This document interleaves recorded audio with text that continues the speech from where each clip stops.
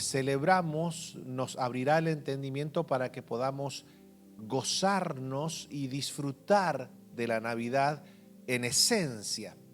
Claramente, muchas personas hoy van a celebrar una Navidad disfrazada de festividad media rara, porque al parecer a la persona a la cual están celebrando su nacimiento no aparece en su comportamiento. Claramente no hay nada más feo que ir o invitar a alguien a celebrar el cumpleaños y cuando esa persona viene te pongas a hacer todo lo que a esa persona no le gusta. Eso sería algo muy triste, ¿sí o no? Agarrás y de repente invitás al cumpleañero y le decís: hoy día te celebro el cumpleaños, no te hagas problema por nada, yo pago todo, venite a casa que ya te tengo todo armado. Y de repente llega el cumpleañero con todas las expectativas diciendo: bueno, a ver qué es lo que me han preparado. Y de repente todo lo que le preparan son cosas que claramente no le agradan al cumpleañero. Sería demasiado trágico esa situación, ¿sí o no? Bueno, hoy día la gente celebra la Navidad envolviéndose en un papel de pecado. Y claramente pues eso no glorifica a Dios, porque la Navidad tiene que ver con la conmemoración del acontecimiento o de uno de los acontecimientos más gloriosos que ha experimentado la humanidad.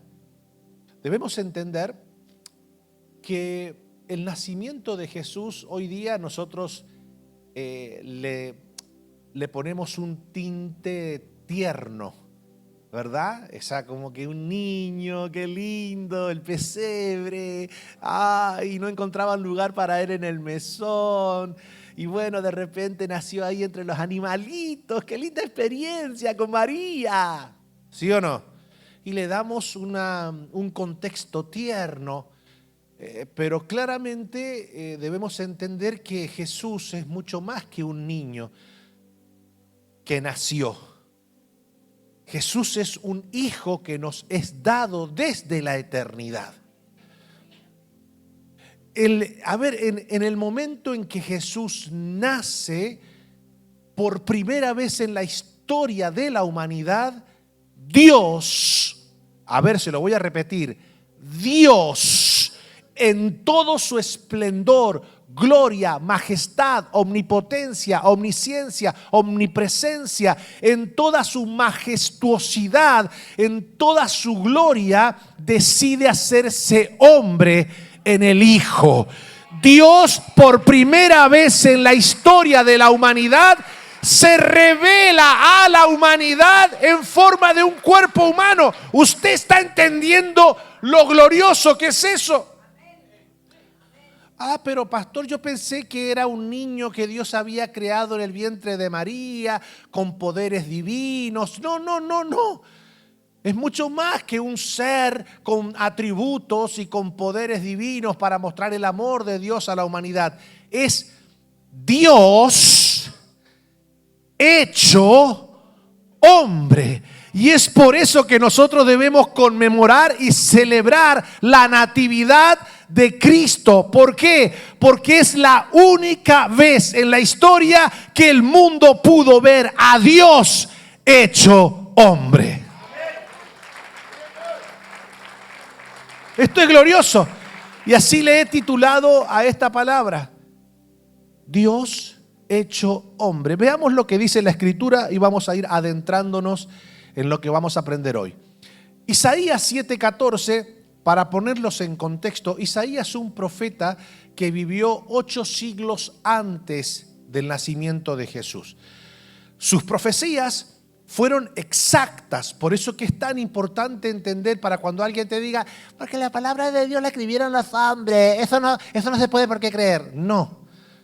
O sea, Isaías es un profeta que vivió alrededor de aproximadamente 800 años antes de Cristo. Y es el profeta mesiánico más exacto de la Escritura. Y en una de sus profecías, en el capítulo 7, versículo 14, dice lo siguiente: por tanto, el Señor mismo os dará señal. Esto es interesante. he aquí que la Virgen concebirá. Por favor, no crea usted que el profeta estaba haciendo alusión a una imagen de yeso. ¿Ok? Porque ahí muchos se pueden agarrar y decir, mira, ya 8 siglos antes la Biblia hablaba de las vírgenes. No, acá lo que está hablando es de una mujer, una cipota, que todavía no ha mantenido relaciones sexuales. ¿Estamos acá? No está hablando de una imagen religiosa, está hablando de una muchachita de alrededor de 14, 15, 16 años que claramente la virginidad en aquel entonces era un valor. Hoy día es un escándalo. Ay, pero niña, te va a quedar a vestir santo, ¿qué te pasa a ti? Pero la virginidad claramente es el regalo más hermoso que una persona le puede entregar a alguien con quien se va a casar. ¿Sí o no? Virgen, virgen. Palabra que... No voy a preguntar cuántos llegaron virgen al casamiento porque me van a tirar con... Ay, pastor, por favor, estamos en el Century 21. Ok. Dice, concebirá y darás a luz un hijo y llamarás su nombre Emmanuel, que traducido es Dios con nosotros.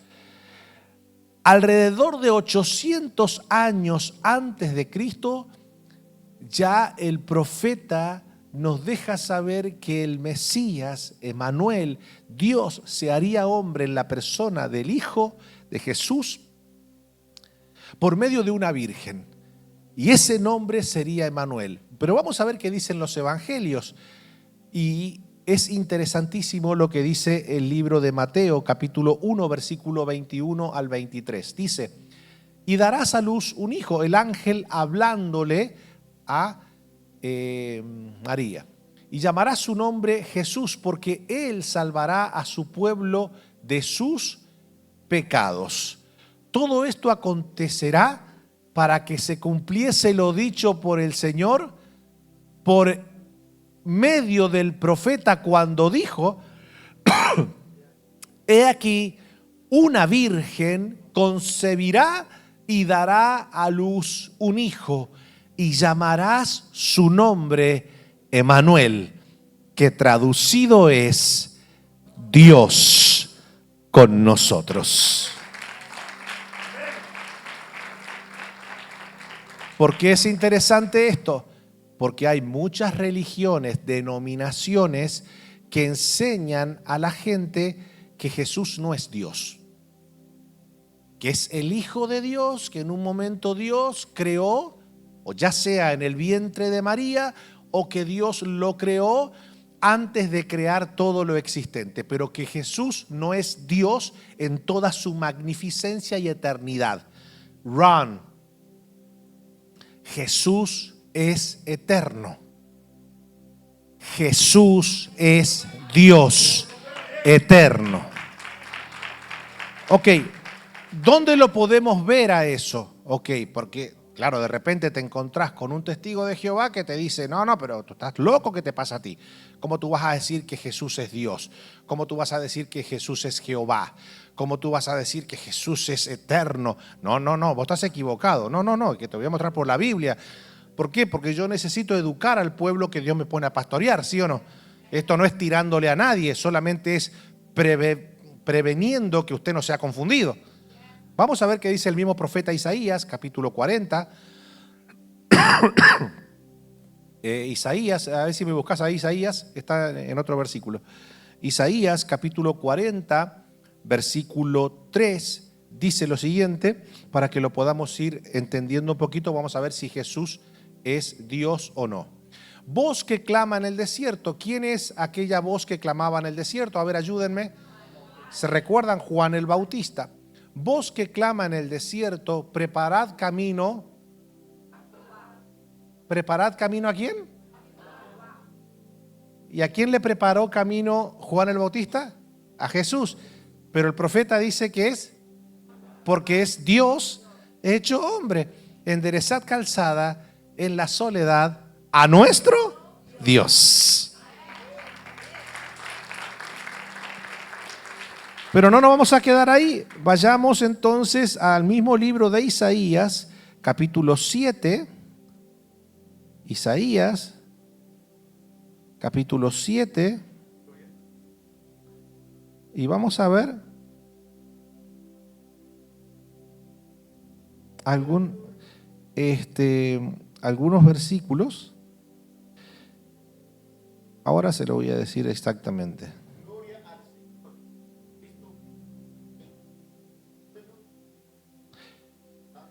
Hay un versículo que dice que Él es el admirable consejero. Ahí está, es Isaías capítulo 9, versículo 6. Isaías 9:6 dice, porque un niño nos es nacido. Diga conmigo, el niño nace porque Dios se tiene que hacer hombre, pero el hijo no nace. El hijo nos es dado porque es eterno. Escuche que esto es interesante. La profecía bíblica dice, porque un niño nos es nacido. Claro, Dios toma forma de hombre en el niño que está naciendo, pero el hijo es eterno. El hijo nos es dado, el hijo no nace. Nos es dado si es Dios.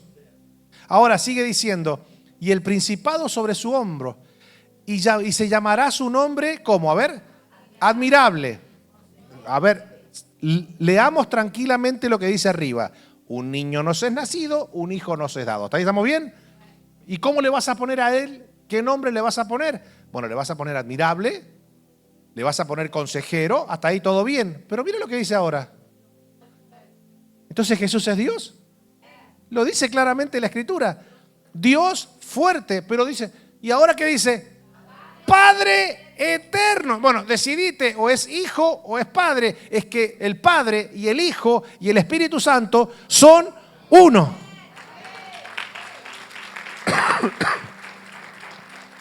O sea, es muy simple irlo entendiendo. Es Dios fuerte, es Padre eterno y es príncipe de paz.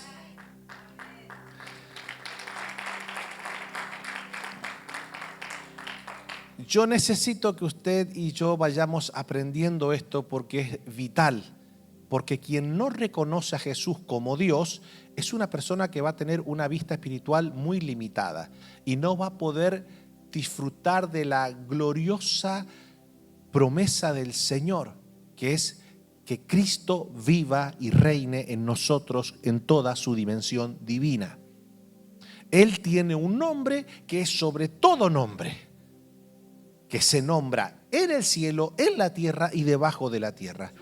Y toda lengua, ya sea ahora o en el futuro, por más que mucha gente hoy día se resista, no tendrá otra opción. Toda lengua confesará y toda rodilla se doblará ante el único Rey soberano.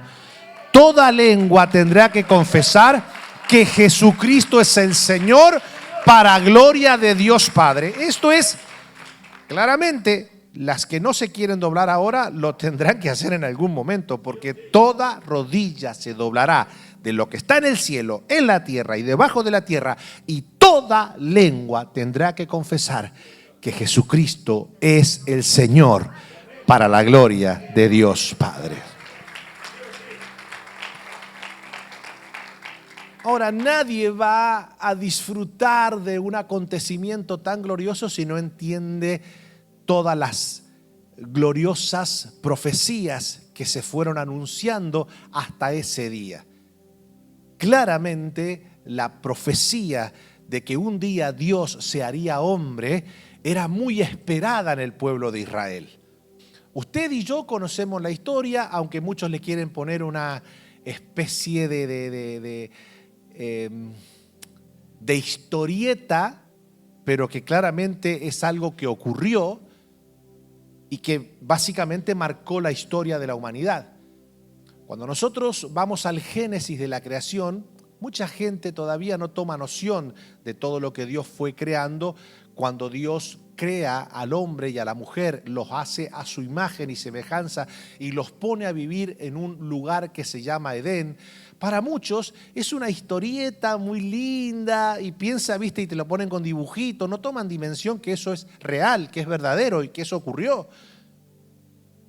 Y no solamente eso, cuando por ejemplo viene el momento del pecado donde Adán y Eva deciden voluntariamente traicionar a Dios, deciden pecar deliberadamente ante Dios, no fue un error, no fue mala mía, me tenté con la manzana. ¿Qué manzana? No, ellos no comieron manzana. Ay, pastor, no me digas eso. No comieron la manzanita. ¿Qué manzanita? Si ellos hubiesen comido manzana, para nosotros también sería pecado comer manzana. La Biblia dice claramente que Dios le dijo, del árbol que está allí, que es de la ciencia del bien y del mal, de ese árbol no coman.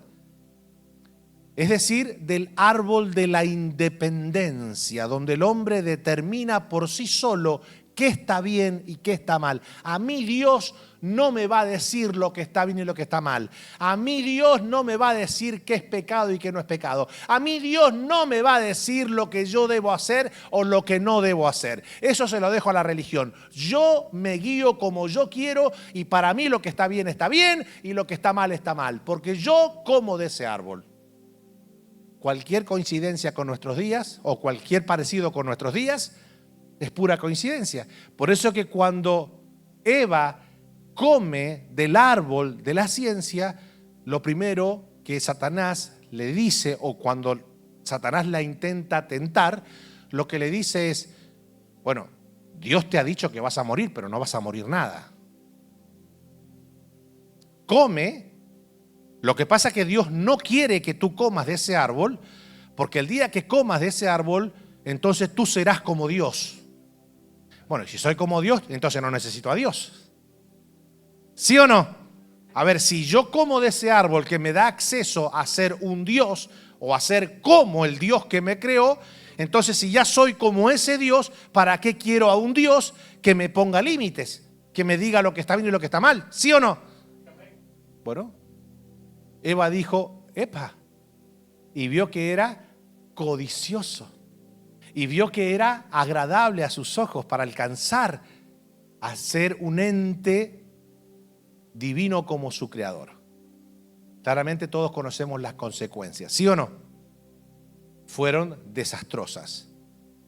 No solo por ella, porque sufrió consecuencias para la mujer terribles, sino porque ella fue a tentar directamente a su marido. Por eso que yo tengo un par de cositas que decirle a Adán cuando llegue al cielo.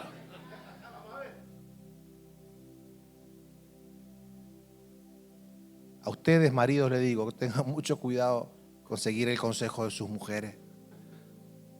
Están todos calladitos como diciendo, ay, pastor. No, ahora tienes que decir, habla, profeta. Algunos le están preguntando, ¿qué digo, mi amor? ¿Amén? ¿Digo amén ahora? ¿Tengo que decir amén?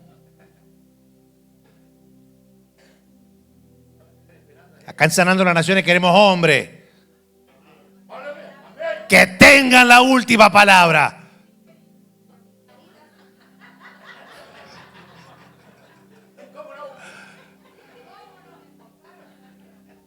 Así le dije un día a una mujer, le digo, escuchame, le digo, tu marido es la cabeza. Y ella con la cara llena de risa dice, sí, ya lo sé y me encanta que sea la cabeza. Le digo, bueno, sos la primera mujer que veo que sonríe cuando le digo algo poderoso y bíblico, que el hombre es la cabeza. Y dice, no importa, él es la cabeza, pero yo soy el cuello. Lo muevo para donde quiero.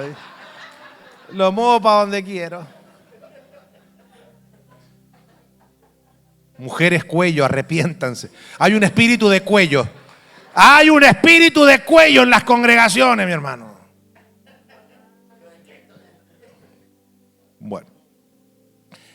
Cuestión es que ahora el hombre y la mujer conocen la muerte en sus dos esferas. La palabra muerte literalmente significa separación espiritual con Dios.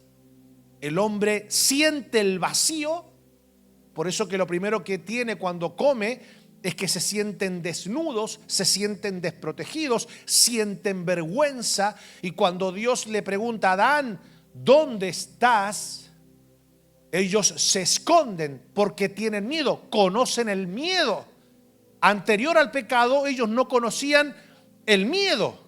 Ahora conocen el miedo, se esconden, tratan de presentarse ante Dios y cubrir su pecado, cubrir su vergüenza con méritos propios. Van y se hacen atuendos hechos con hojas, y el Señor lo que hace es que los desviste, porque el hombre no puede justificarse ante Dios, y las hojas no tienen sangre. Diga conmigo, las hojas no tienen sangre.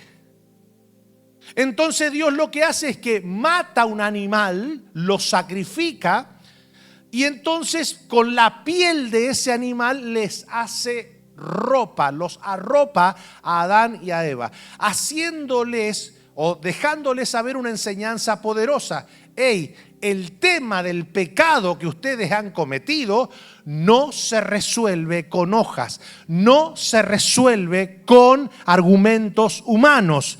Hay que derramar sangre. Entonces Adán y Eva entienden que el tema del pecado se debe tratar con sangre. ¿Estamos acá? Por eso que Caín y Abel habían recibido las directrices de su papá y de su mamá, dejándole saber que cuando le vengas a traer ofrendas a Dios, tiene que haber ofrenda donde haya habido derramamiento de sangre. Entonces Caín prepara todo un arsenal de ofrenda basado en algo que no tiene sangre, porque trajo del fruto de la tierra. Sin embargo, Abel trae de los becerros más gordos y los sacrifica y los presenta. Y dice la Biblia, y Dios vio con agrado a Abel y a la ofrenda, pero no vio con agrado a Caín y a la ofrenda. ¿Por qué? Porque Caín le trajo ofrendas sin sacrificio de sangre. Yo necesito irlos educando. ¿Van bien hasta acá?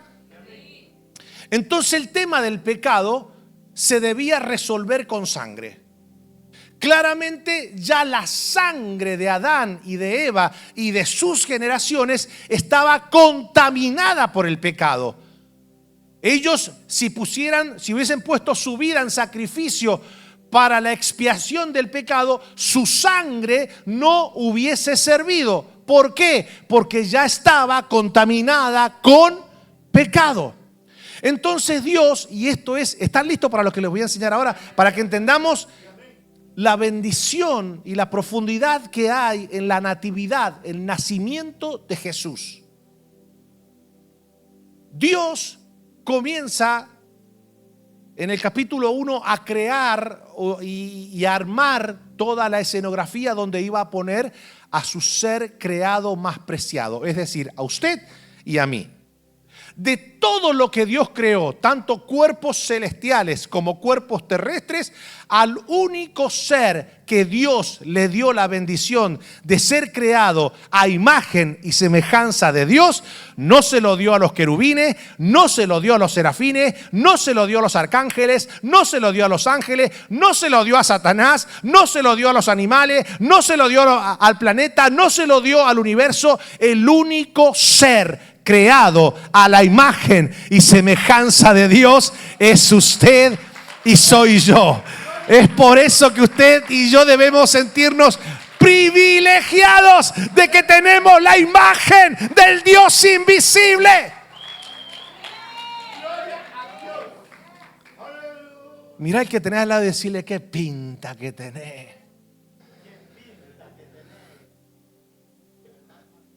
Bueno, entendiendo esto, Dios, como es un Dios que nos ama tanto, ya Dios en el capítulo 3, Él comienza a darnos algunos principios para que entendamos, proféticos, de que a pesar de que el hombre y la mujer habían pecado voluntariamente, Él ya había trazado una salvación.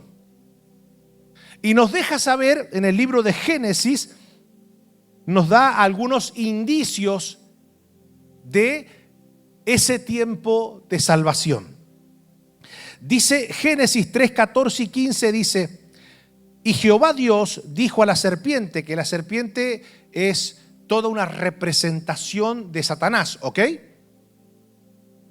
Por cuanto esto hiciste, maldita serás entre todas las bestias y entre todos los animales del campo. Sobre tu pecho andarás y polvo comerás todos los días de tu vida.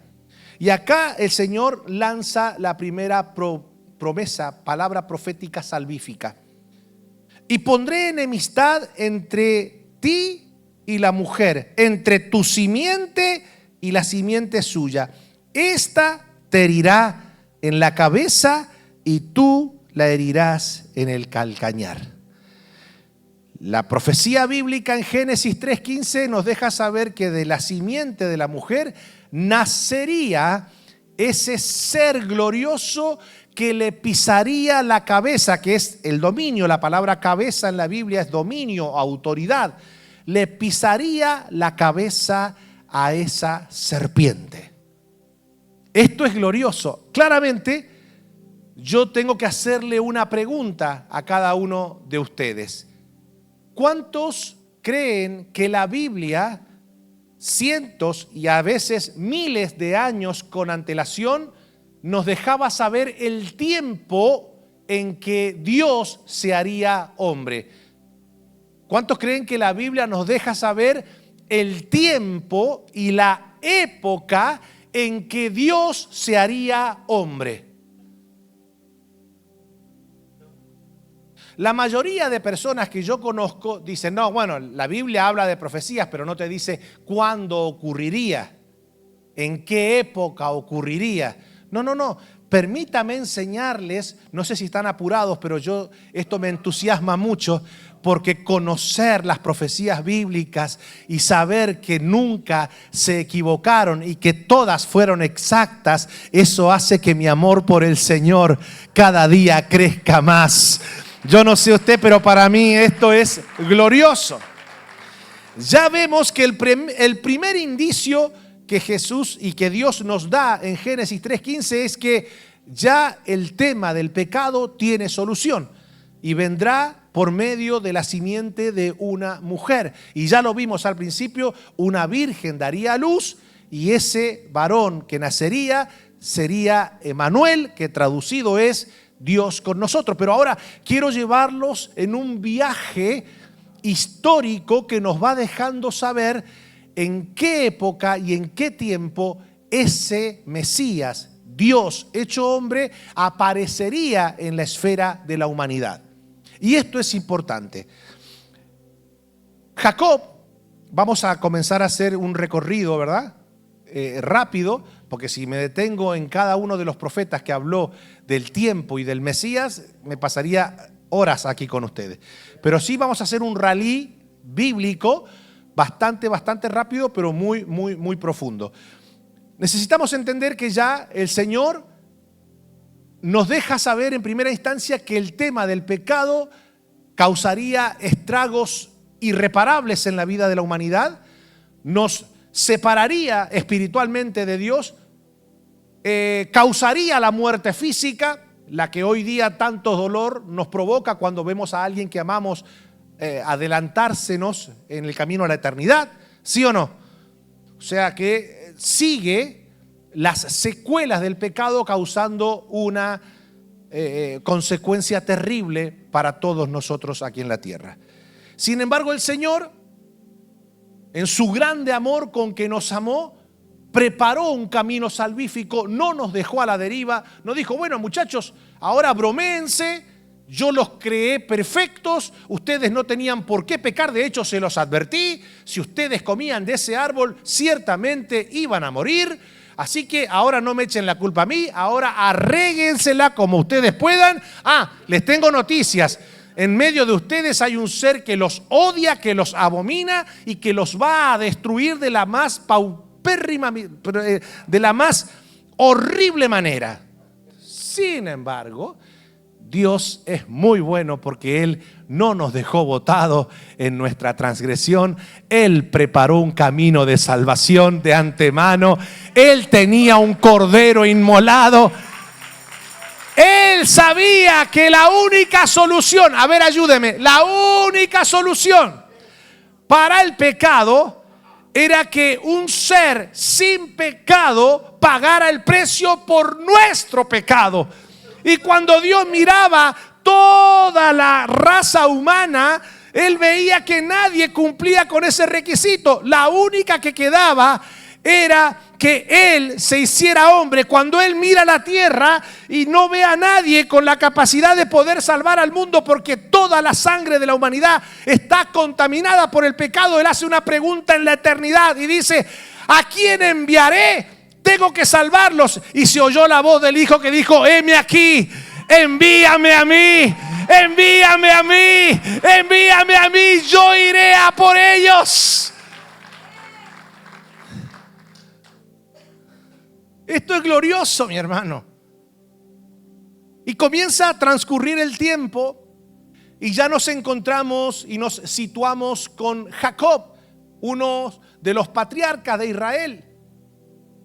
Y cuando él comienza a dar sus bendiciones hacia sus hijos, cuando él le va a hablar a Judá, él le da una palabra profética de bendición, pero también, o sea, lo bendice y le da una palabra profética.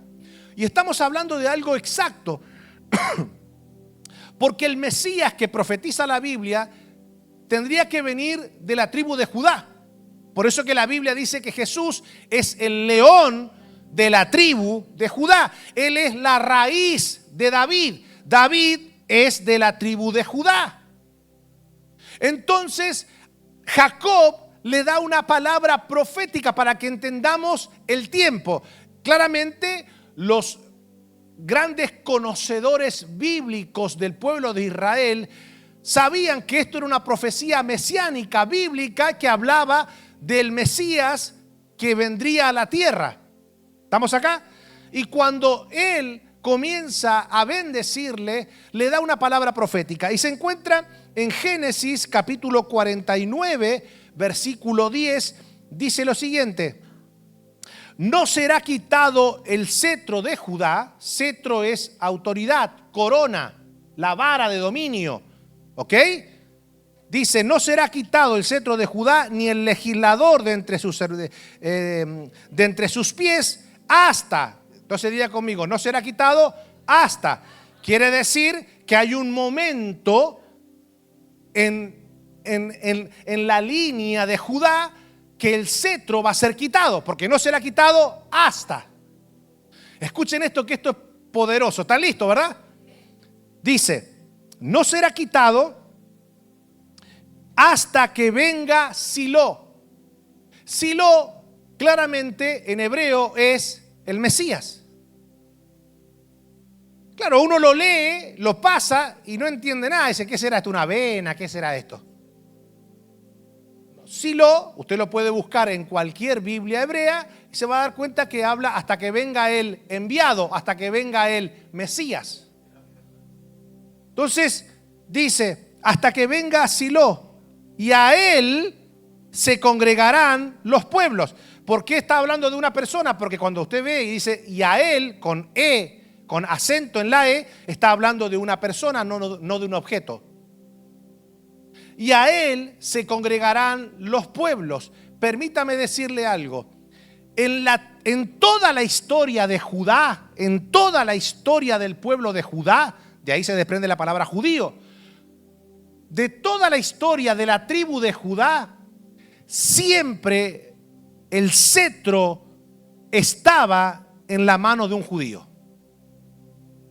La única vez en la historia donde el cetro de Judá no está en manos de un judío es con Herodes el Grande. que era idumeo. Entonces, cuando los judíos vieron que el cetro de Judá, que el rey de toda la provincia de Judea no era un judío de raza, sino que era un idumeo, claramente ya los reyes del oriente comenzaron a ver y a decir: ¡hey! Se está cumpliendo una profecía, debemos estar atentos al movimiento de las estrellas, porque se está cumpliendo. Estamos viendo con nuestros ojos una profecía de miles de años cumpliéndose. Por primera vez en la historia, el cetro de Judá no está en las manos de un judío. Hay un idumeo que está reinando en toda la provincia de Judea. Debemos estar atentos, porque en cualquier momento aparecerá el Mesías. Dios, my goodness, yo no sé si usted se está gozando, pero es una palabra exacta.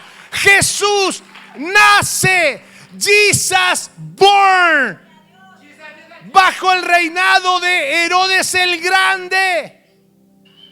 Y Herodes el Grande es el que intenta matar a todos los niños. Bueno, de hecho mató a varios porque andaba buscando al Mesías.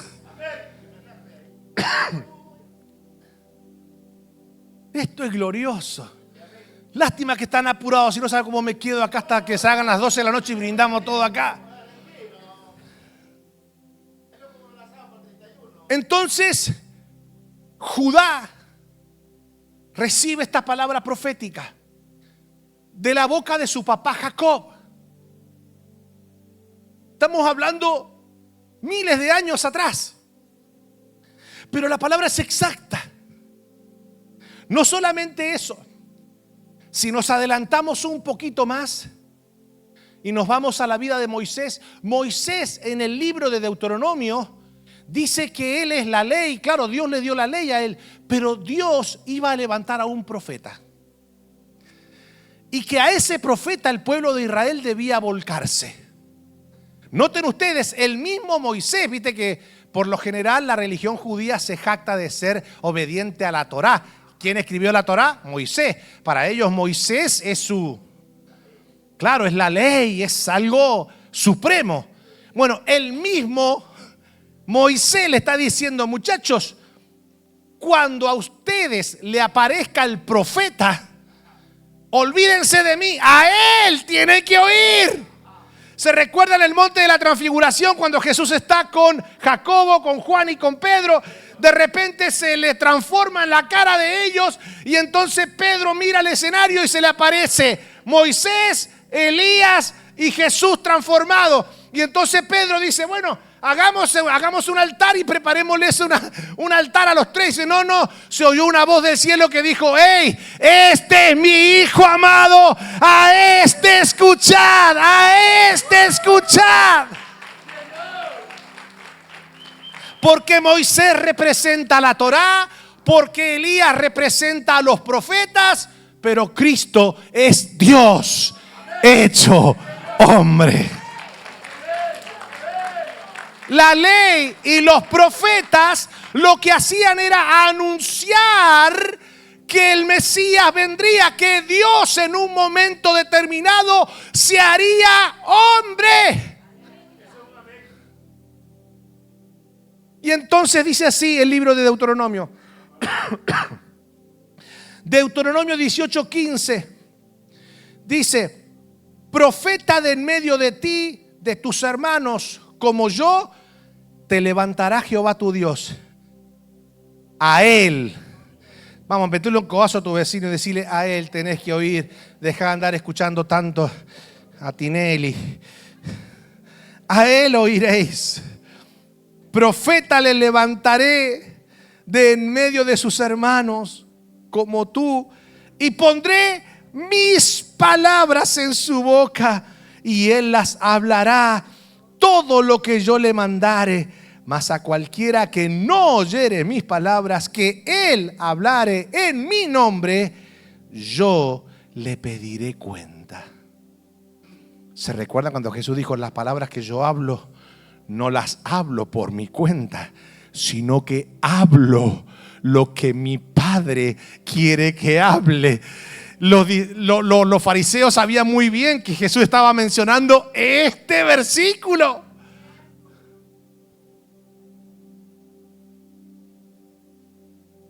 Pero vamos a ver qué dice el libro de Hechos. El libro de Hechos, capítulo 3, versículo 19 al 23 dice: así que cuando desciende el Espíritu Santo, cuando el poder de Dios se manifiesta allí en el aposento alto y en toda esa región de Jerusalén, dice: así que arrepentíos y convertíos para que sean borrados vuestros pecados, para que vengan de la presencia del Señor tiempo de refrigerio, y Él envíe a Jesucristo, que os fue antes anunciado, a quien de cierto es necesario que el cielo reciba hasta los tiempos de la restauración de todas las cosas, de que habló Dios por boca de sus santos profetas que han sido desde tiempo antiguo. Porque Moisés, a ver, ayúdeme, porque Moisés dijo a los padres: el Señor vuestro Dios os levantará profeta de entre vuestros hermanos como a mí. A él oiréis en todas las cosas que os hable, y toda alma que no oiga a aquel profeta será desarraigada del pueblo. Lo que está dejando saber Pedro aquí es que Jesús es aquel profeta que habló Moisés.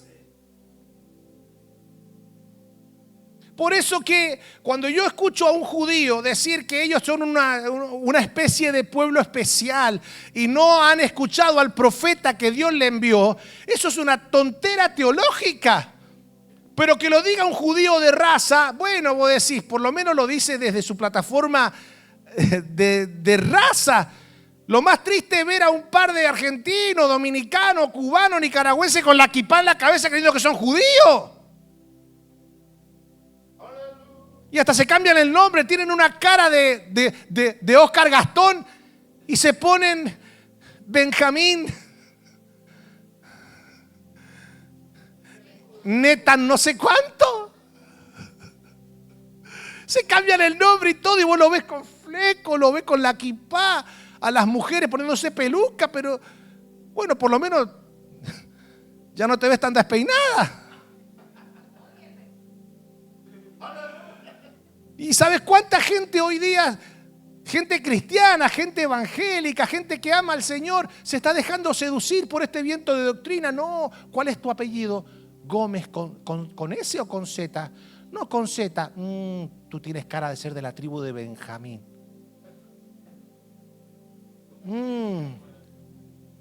Tú, a ver, ¿qué apellido cuál es? Porque todos los apellidos que terminan con Z son judíos. Así, ¿cuál es tu apellido? González. Con doble Z, González. No. Venga, vale, pero lo que tú tienes es que tú eres un levita. No sé si es de la tribu de Leví. Un levita puede ser, levita el ayuno, levita la oración, levita el perdón, levita el diezmo, levita la ofrenda, a todo levita. Sí. Levita congregarse. Sí.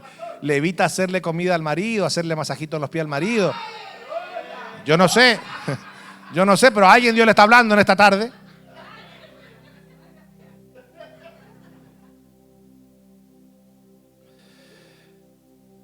Déjenme decirle que le estoy haciendo un recorrido profético a través de las Escrituras, como en Génesis capítulo 3 ya Dios hace mención de cómo sería la obra salvífica, qué es lo que demandaría, qué tenía que haber para la redención del hombre, que tenía que haber sangre para que hubiera remisión de pecados. Ya lo vimos, ya vimos cómo hace una palabra, cómo hace una promesa profética, dejándonos saber que de la simiente de una mujer nacería el que le pisaría la cabeza a la serpiente. Ya vimos cómo Jacob nos deja saber el tiempo en donde aparecería el Silo, y claramente es exacto porque Jesús aparece, se hace hombre, Dios se hace hombre en la persona de Jesús, en el reinado de la provincia de Judea, liderada por Herodes el Grande, que Herodes el Grande, a pesar de que él había tenido una aparente conversión al judaísmo, él no era judío de nacimiento, era idumeo, Así que claramente es muy exacta la palabra profética. De repente Moisés, ya viniéndonos un poquito más adelantándonos en el tiempo, nos deja saber y dice, no, mira, en un momento determinado Dios va a levantar un profeta, a él tienen que escuchar. Cuando ese profeta aparezca, a mí háganme a un lado y obedézcanle a él, porque él no va a hablar por su cuenta, él va a hablar todo lo que Dios le mande que hable. Ahora, entendiendo esto, ya tengo que hacer tengo que despegarme de Moisés y ya venirme a los días de Daniel. Por favor, y que es acá donde hay mucha gente que está más perdida que Fidel Castro en el Día del Amigo.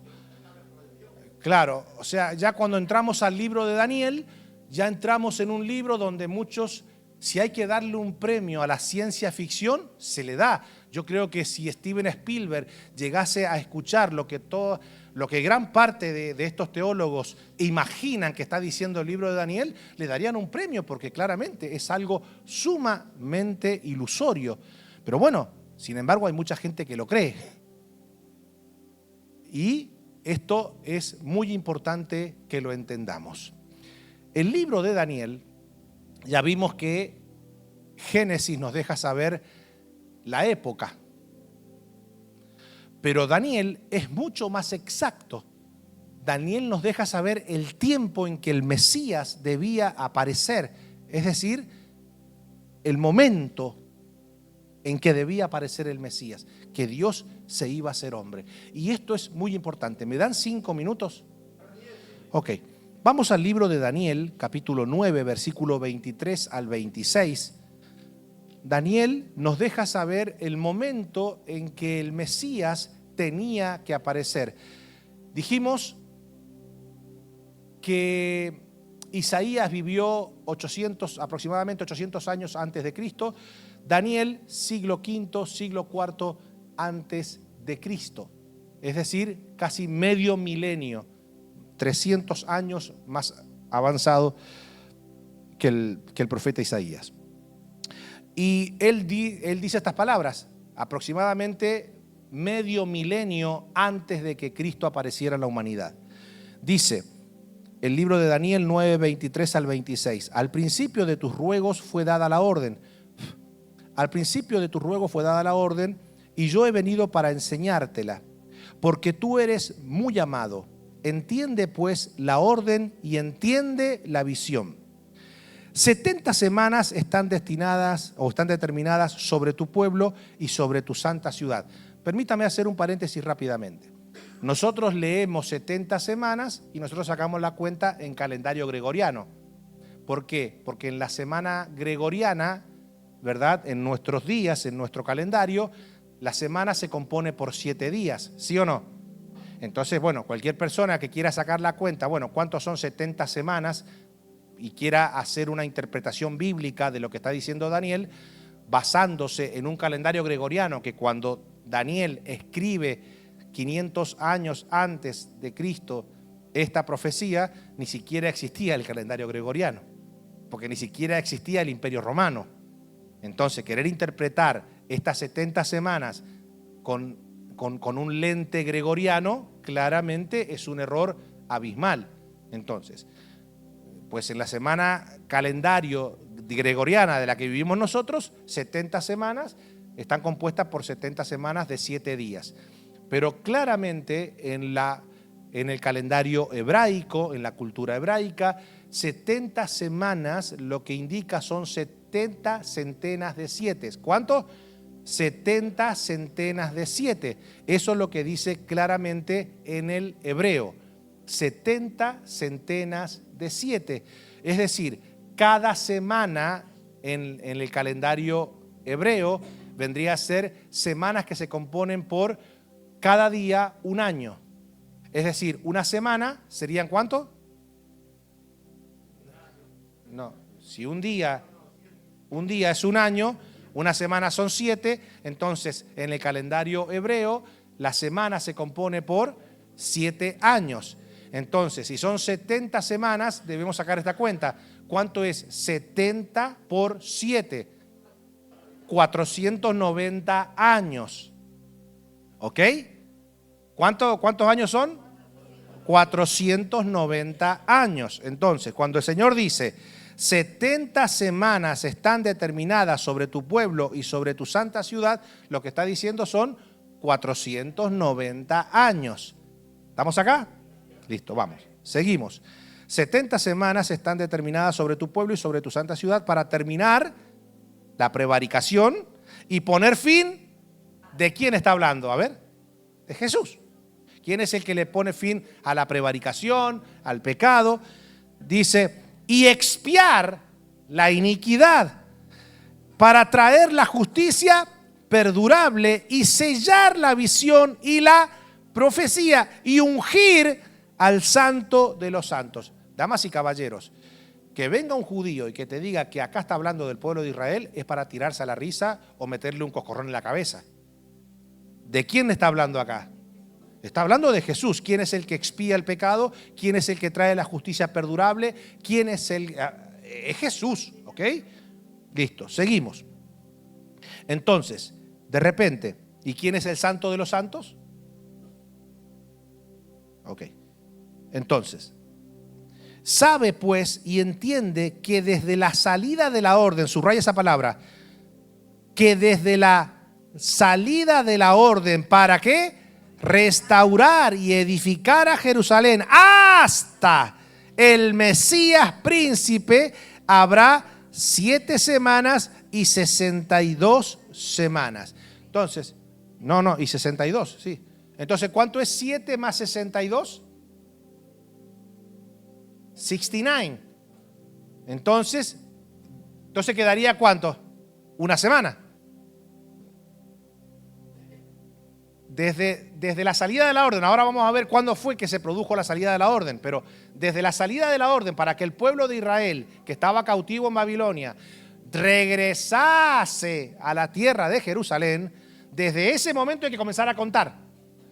Hasta la venida del Mesías Rey pasarán 7 semanas y 62 semanas, es decir, 69. Es decir, si 70 semanas son 490, 69 semanas, ¿cuántos años son? 483. Ay, pastor, sacó la cuenta sin la calculadora, ¿cómo hace? Ok. Escuche, habrá desde la salida de la orden para restaurar y edificar a Jerusalén hasta el Mesías príncipe, habrá 7 semanas y 62 semanas. Se volverá a edificar la plaza y el muro en tiempos angustiosos y después de las 62 semanas, es decir, ya la semana 70, ¿verdad? Se quitará la vida al Mesías, mas no por sí, y el pueblo de un príncipe que ha de venir destruirá la ciudad. Claro, todavía ni existía el Imperio Romano. Dice, y el pueblo de un príncipe que ha de venir destruirá la ciudad y el santuario, y su fin será con inundación, y hasta el fin de la guerra durarán las devastaciones. Bueno, todo esto se cumplió ya, las devastaciones, a partir del año 66 después de Cristo hasta el año 73, que duró la guerra de Roma contra los judíos, donde destruyeron el templo que Jesús profetizó y donde nunca más el pueblo de Israel pudo celebrar la religión judía como Dios la mandó en la época de Moisés. ¿Por qué? Porque hasta el día de hoy son judíos, pero no hay expiación. A ver, ¿cuál era la expiación que Dios había dejado para justificar el pecado? La sangre de un corderito, ¿sí o no? Hoy día la religión judía no tiene, no tiene expiación, no tiene templo ni siquiera para... Y tampoco los derechos de los animales se los dejarían en estos días. ¿Ok? Así que olvídese de eso. Ni tienen al Cordero, que es Cristo, ni tampoco tienen sacrificio. Por ende, su religión no vale nada. Ay, pastor, no digas eso, que estás maldiciendo a Israel. Yo no estoy maldiciendo a Israel, estoy describiendo una situación. Si no hay derramamiento de sangre, no puede haber expiación de pecado. Nosotros no tenemos ese problema, porque para nosotros Cristo es el Cordero que quita el pecado del mundo. Él nos expió el pecado. Nosotros Ya no tenemos que andar sacrificando animales porque el Cordero vencedor expuso su vida de una vez y para siempre.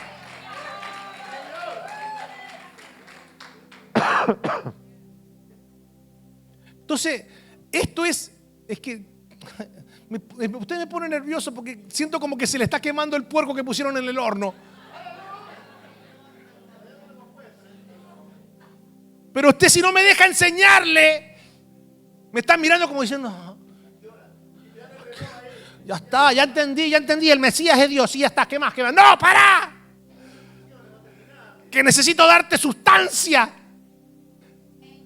Solid food. Comida sólida. No me haga hablar inglés.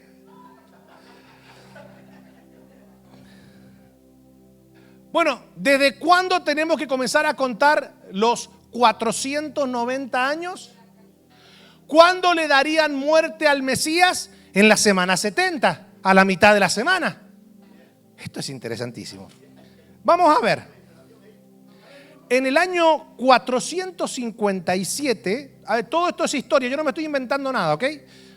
En el año 457 antes de Cristo, el rey Artajerjes ordenó el regreso de los judíos a Jerusalén. ¿Dónde lo vemos eso? Acompáñeme al libro de Esdras, capítulo 7, versículo 11 al 16. Dice Esdras 7, 11 al 16. Esta es la copia de la carta que dio el rey Artajerjes al sacerdote Esdras, escriba versado en los mandamientos de Jehová y en sus estatutos a Israel. Artajerjes, rey de reyes, a Esdras, sacerdote y escriba erudito en la ley de Dios del cielo. Paz por mí es dada. ¿Qué decía el libro de Daniel? Cuando sea dada la orden. Dice, por mí es dada orden que todo aquel en mi reino, ellos estaban cautivos en esa tierra, del pueblo de Israel y de sus sacerdotes y levitas, que quiera ir contigo a Jerusalén, vaya, porque de parte del rey y de sus 7 consejeros eres enviado a visitar a Judea y a Jerusalén, conforme a la ley de tu Dios que está en tus manos, o en tu mano, y a llevar la plata y oro que el rey y sus consejeros voluntariamente ofrecen al Dios de Israel, cuya morada está en Jerusalén, y toda la plata y el oro que halles en toda la provincia de Babilonia. ¿Cómo te tenés a mí un rey así?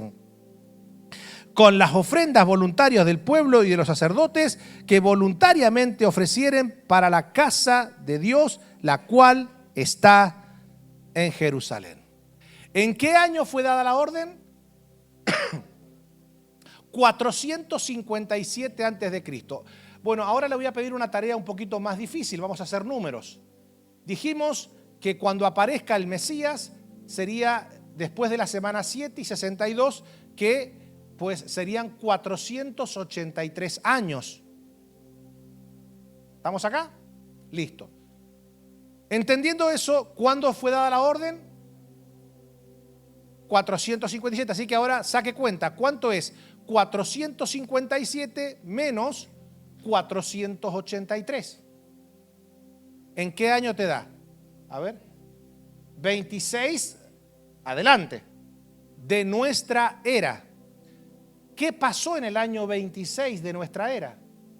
Acuérdese que Cristo nació antes de Cristo. Diga conmigo, ¿cómo? Sí. Un sacerdote, cuando hizo el calendario gregoriano, se equivocó en algunas fechas. Entonces puso el año 0, pero realmente, ¿quién fue el que persiguió a Jesús para matarlo? Herodes el Grande. Herodes el Grande muere año 4 antes de Cristo. Por ende, no dan los números. ¿Se entiende? Entonces, ¿en qué año nació Cristo? Cristo, pues, se calcula que nació año 5 o 6 antes de Cristo. ¿Ok? Por eso que cuando uno saca la cuenta, te da exacto. ¿Ok?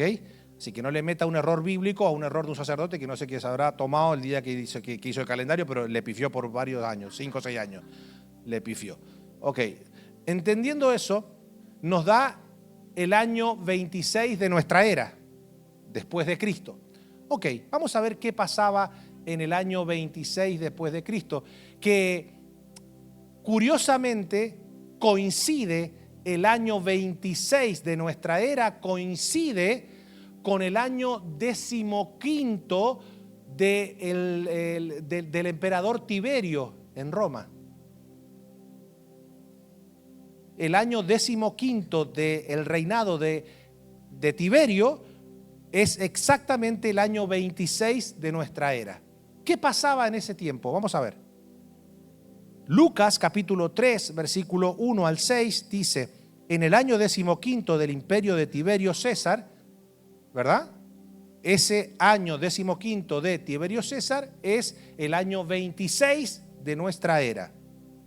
Siendo gobernador de Judea Poncio Pilato y Herodes tetrarca de Galilea y su hermano Felipe tetrarca de Iturea y de la provincia de Traconite y Lisonías tetrarca de Abilinia, y siendo sumos sacerdotes Anás y Caifás, vino palabra de Jehová, o vino palabra de Dios a Juan, hijo de Zacarías, en el desierto, y él fue por toda la región continua al Jordán, predicando el bautismo del arrepentimiento para perdón de pecados, como está escrito en el libro de las palabras del profeta Isaías, que dice: voz que clama en el desierto, preparad camino. Lo vimos recién, ¿verdad? Preparad camino del Señor. Esa palabra Señor, ese nombre Señor y con S mayúscula, es un término que solamente se le da a Jehová en el Antiguo Testamento. Ok, entonces, enderezad su senda, todo valle se rellenará y se bajará todo monte y collado. Los caminos torcidos serán enderezados y los caminos ásperos allanados. Y verá toda carne la salvación de Dios.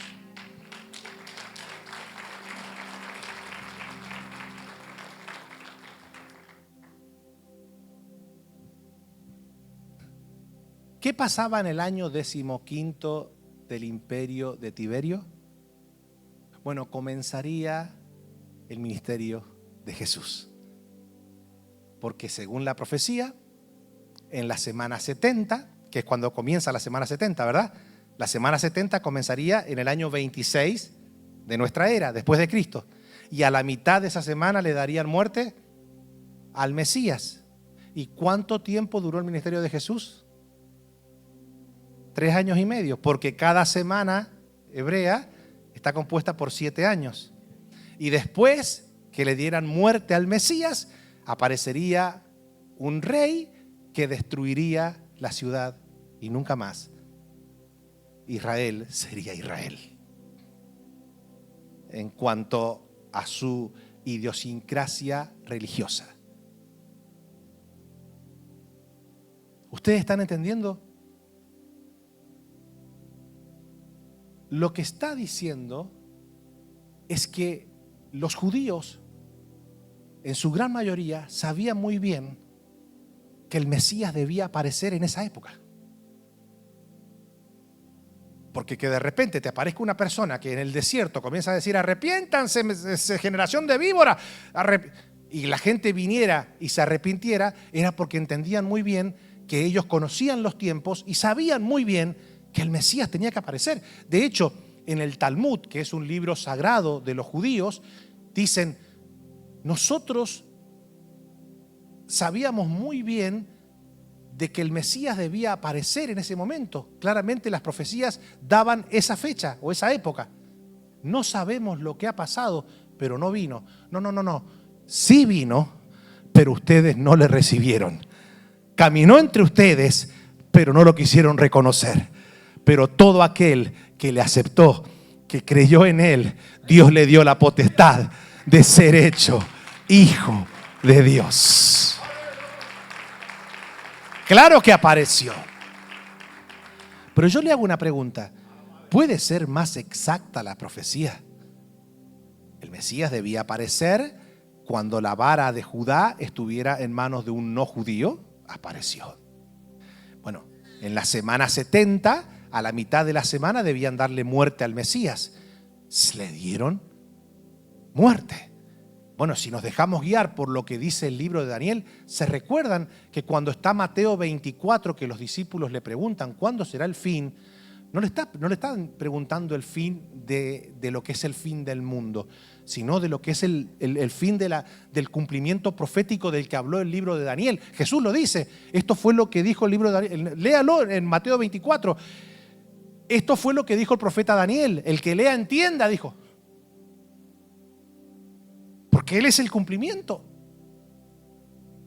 Entonces, cuando vos escuchás a alguien decir, no, que la semana 70 de Daniel es una semana que se desprende de la 69, es una semana aparte, la sacamos y la ponemos en un futuro que nadie sabe cuándo va a pasar. Y ese va a ser los 7 años de la gran tribulación. Y ahí aparecerá el anticristo. Y vos decís, bueno, la verdad que, a ver, como imaginación, está bárbara. De hecho, han sacado series, han sacado películas con esa imaginación. Pero vos no podés despegar la semana 70 porque son el conjunto de 70 semanas. Para que vos creas que en un futuro va a aparecer 7 años de la gran tribulación, vos tenés que agarrar la semana 70 de Daniel, donde claramente dice que en esa semana 70 se le daría muerte al Mesías. Bueno, la tenés que agarrar, sacar y con mucha imaginación ponerla para adelante. En un futuro incierto. Eso no existe. Porque ya se cumplió. Es que lo pudimos ver, ¿sí o no?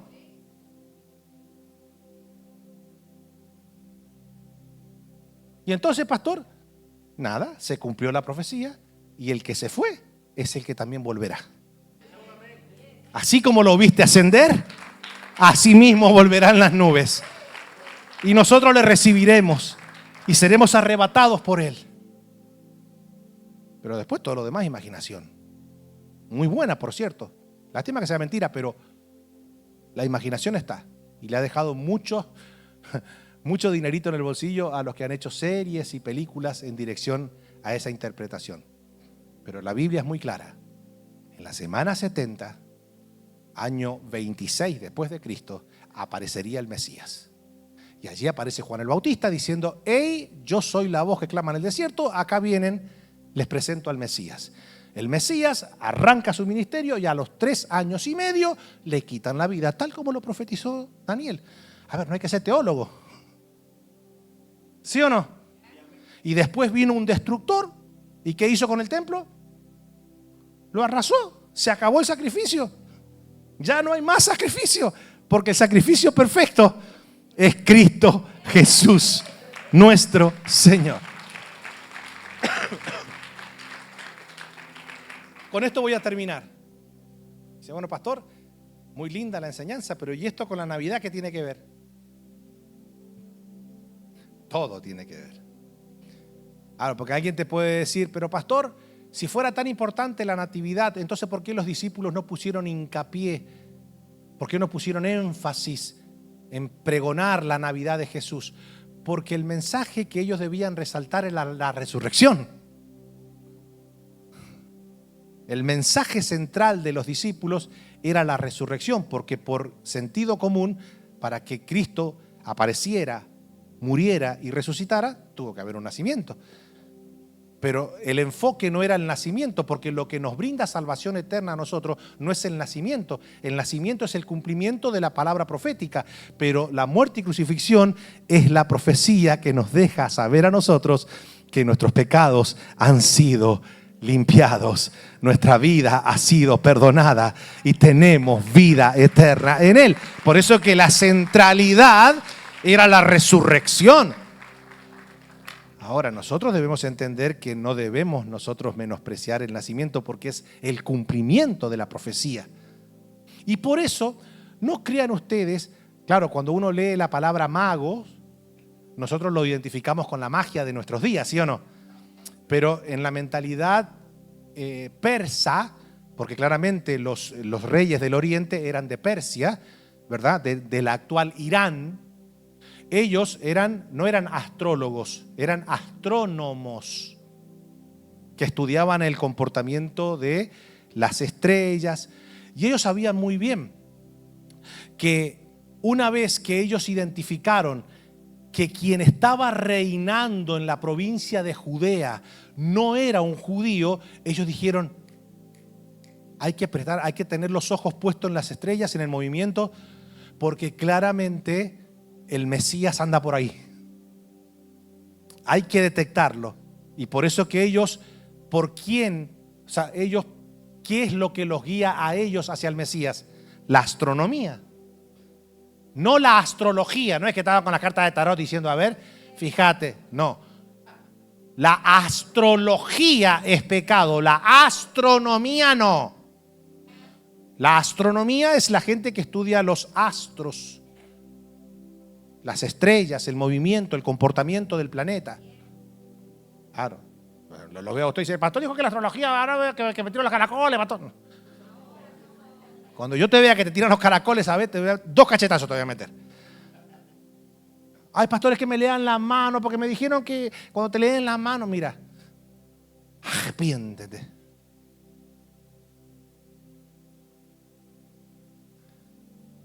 Ellos sabían muy bien que el Mesías andaba por ahí.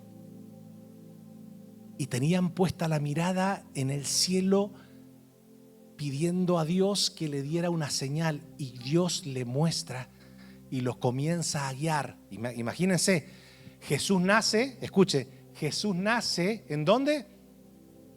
En Belén.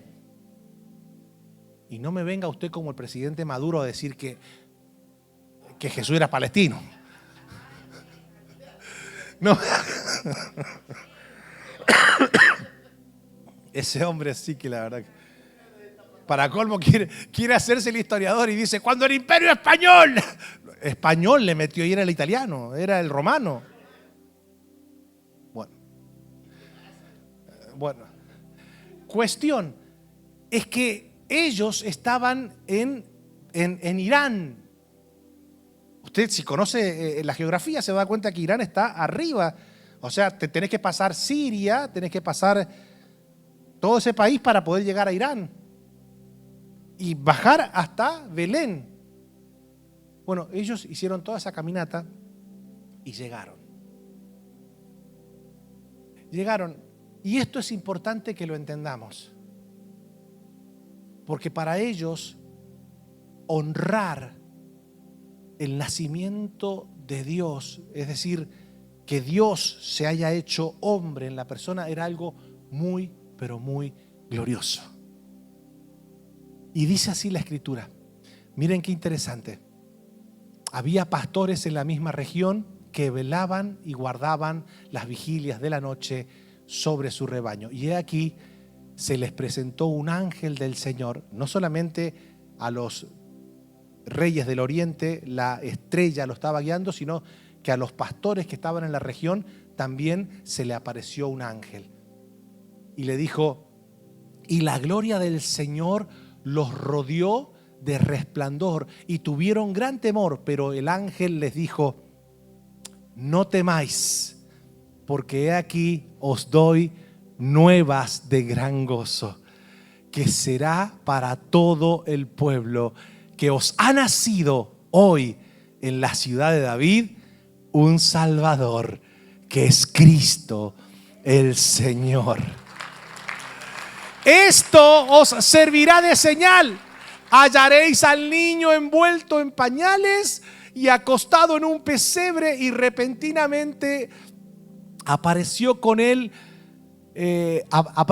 ángel una multitud de las huestes celestiales que alababan a Dios y decían, gloria a Dios en las alturas y en la tierra buena paz, buena voluntad para con los hombres. Todo lo profetizado durante todo el antiguo pacto, ellos lo estaban contemplando con sus propios ojos. Imagínense el poder ver. Ellos no estaban viendo a un simple niño. Ay, ajo, eche la patita, eche. No. Ellos no estaban mirando a un simple niño. Ellos estaban mirando el cumplimiento profético. Estaban viendo a Dios tomando forma de hombre. Esto es glorioso, mi hermano. Esto es glorioso. Dios hecho hombre. Y es por eso que esta noche, al levantar las copas para brindar,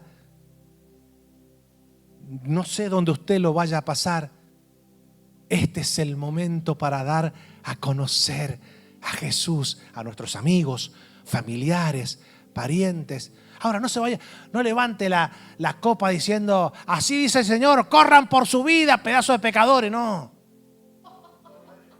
Porque hay gente que no.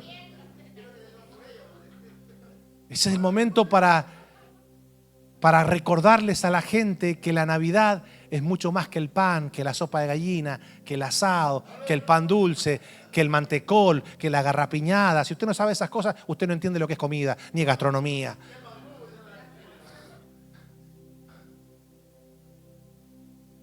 Es mucho más que buñuelo, que natilla, que gallo pinto, que puyazo. Es mucho más que la comelata. Todo eso es lindo, a todos nos gusta compartir, comer y pasar en familia. Pero la razón de la Navidad no es meternos 40.000 calorías en una noche. No ande ahora diciendo, vamos a celebrar a Jesús, es la fiesta, es el Rey, es Dios hecho hombre y quiero que lo conmemoremos. Y a las 3 de la mañana dicen, ¡que viva el niño Jesús! Ya los conozco ya. A las 10 de la noche están todos serios. Abre la Biblia, vamos a abrir el libro de Lucas. 3 de la mañana, ¡que viva el niño Jesús! Y el católico allá, y la Virgen María también.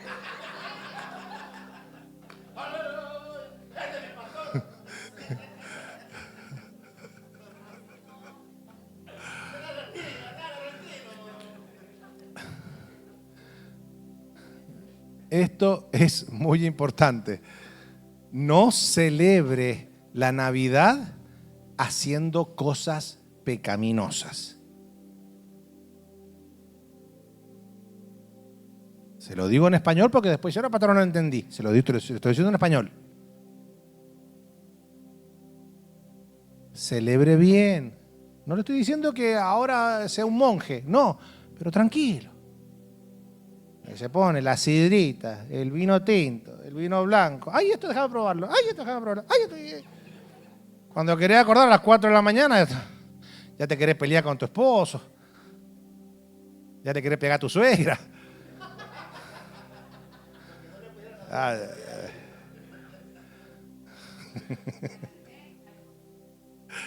Ya le comenzás a sacar los trapitos sucios a tu esposo.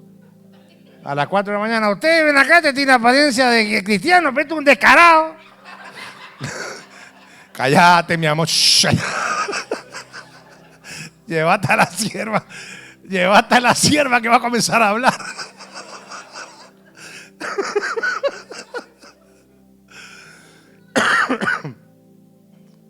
La Navidad se celebra con gratitud y con honra. Porque Dios se hizo hombre en la persona de Jesús. Quiero que nos pongamos de pie y vamos a leer lo que dice el libro de Filipenses, capítulo 2, versículo 5. Filipenses, capítulo 2, versículo 5 en adelante. Quiero que leamos esto porque es muy importante. Haya pues en vosotros este sentir que hubo también en Cristo Jesús, el cual, siendo en forma de Dios, no estimó el ser. A ver, ¿Jesús es igual que Dios? Sí, lo dice la Biblia. No estimó el ser igual a Dios como cosa a que aferrarse, sino que se despojó a sí mismo, tomando forma de siervo, hecho semejante a los hombres, y estando en la condición de hombre, se humilló a sí mismo, haciéndose obediente hasta la muerte y muerte de cruz.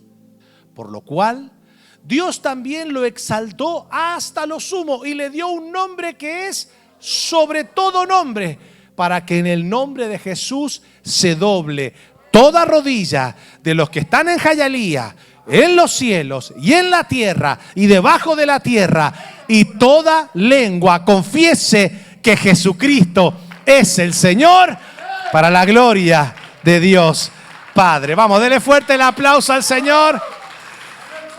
Jesús es Dios. Jesús es Dios. Aleluya. Le invito a que ponga su mano en el corazón y cierre sus ojos por un momento.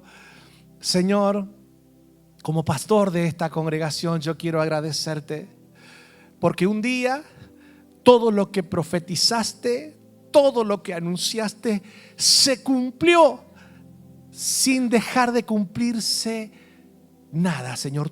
Todo se cumplió conforme tú lo profetizaste. Señor, gracias, porque Jesús es mucho más que un niño bueno que nació para hacer cosas buenas. Te hiciste hombre en el Hijo. Gracias, Señor. Hoy día hacemos memoria de ese acontecimiento glorioso. Hoy día reconocemos que Cristo es aquel Silo, aquel Mesías que vendría a tomar nuestro lugar, a expiar nuestros pecados, a limpiarnos toda prevaricación, a introducirnos en la justicia perdurable. Gracias, Señor. Muchas gracias por este pueblo. Permite, Señor, que esta noche podamos ser luz, podamos ser sal con nuestros vecinos, con nuestros compañeros de trabajo, con nuestros amigos, con nuestros familiares, y que te tengamos presente, Señor, en medio de las festividades, de los brindis, que podamos siempre tenerte presente. Y danos palabra para compartir, para que el mundo pueda entender que la Navidad no es Santa Claus, no es el cotillón, es Dios hecho hombre en la persona de Jesús. Gracias, Señor. Te damos en el nombre de Cristo Jesús.